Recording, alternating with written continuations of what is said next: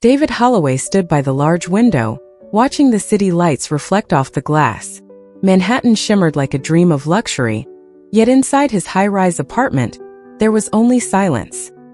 His marriage to Evelyn had grown distant. The late-night conversations, the casual touches, gone. She was still beautiful, still flawless, but she felt worlds away. A sudden message from an unknown number startled him. "I want to see you again." He knew who it was. Emma Lancaster. A dangerously captivating woman with piercing blue eyes. Eyes that knew exactly how to pull someone into an emotional whirlwind. David told himself not to reply. But his fingers moved on their own, sending a brief response. 8 p.m. Le Rouge Café. Tucked away in a quiet Soho alley, Le Rouge was a discreet, upscale cafe. An ideal place for meetings no one needed to know about.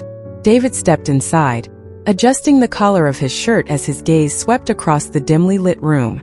Then he saw her. Emma sat in the corner, wrapped in a silk red dress that clung to every curve. The soft glow of the lights accentuated her smooth skin as she took a slow sip of wine. Her lips curled into a knowing smile. "Right on time," she teased. David pulled out a chair, his pulse quickening. "Why did I come here?" "Why did you want to see me, Emma?" he asked, his voice calm but his thoughts anything but. She tilted her head slightly, a strand of golden hair slipping over her shoulder. "Because you left things unfinished. And I don't like unfinished business." David exhaled deeply. He knew this was a mistake. But he also knew he couldn't resist her pull. As their eyes locked, the world around them faded into the background, leaving only the tension between them. Thick, unspoken, undeniable. David couldn't remember exactly how he ended up at Emma's apartment. Maybe it was the way her fingers had lingered a second too long on his wrist. Or the way she had whispered an invitation that wasn't quite a question. Or maybe it was just her eyes, the kind that demanded surrender. The door clicked shut behind them, and before he could think, Emma was close, too close. Her warm breath traced his skin, the silk of her dress whispering as she pressed against him. "I've waited for this moment," she murmured, her voice laced with something between triumph and desire. David should have stopped. He should have walked away. Instead, he pulled her closer. Their lips met, hungry, reckless, inevitable. Her fingers slid over his chest, undoing the buttons of his shirt with slow, deliberate ease.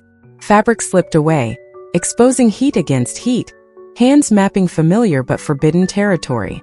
Emma let out a soft sigh as his hands traced the curve of her thigh, pulling the delicate silk higher. Her skin was warm beneath his touch, her breath ragged as their bodies pressed together, eliminating any remaining space between them. Outside, the city pulsed with life. Inside, there was only the tangled sheets, the gasps, the whispers. A night suspended in time, where nothing else existed but the choices they had already made. The glow of the streetlights cast long shadows across the room. A soft chime broke the stillness. David's phone lit up. A message from Evelyn. "Where are you?" David froze. His breath still uneven, his body still warm from Emma's touch. Behind him, Emma wrapped her arms around his shoulders, resting her chin against him. "Something wrong," she murmured. David hesitated. Then with a slow exhale, he turned, brushing a hand against her cheek. "I have to go." Emma's smile didn't falter, but there was something cold in her gaze. "Will you come back?" He didn't answer. He just kissed her one last time before reaching for his shirt and stepping out into the night. As the door clicked shut behind him, Emma stood still for a moment, then picked up her phone. She opened an unsent message. "Evelyn, we need to talk." David walked into his apartment to find Evelyn already waiting on the sofa. She didn't look angry, just certain. She held up her phone. Her voice was quiet, but edged with something dangerous. "Why did Emma Lancaster text me?" No more excuses. No more lies. David sighed and sat across from her. "I made a mistake." Evelyn stared at him, then shook her head. A mistake? Or a choice? Silence stretched between them. Then she stood, stepping closer. Her voice softened, but her eyes held firm. "David, I've known for a while. But I need to hear it from you." He lowered his head. "I've been seeing Emma. And it wasn't just once." Evelyn didn't flinch. She simply reached for her left hand and slid off her wedding ring, placing it on the table between them. "Then we've both made our choices." David stared at the small circle of gold, feeling its weight even as it lay motionless. Perhaps this was the price he had to pay. Emma glanced at her phone again. Evelyn hadn't replied.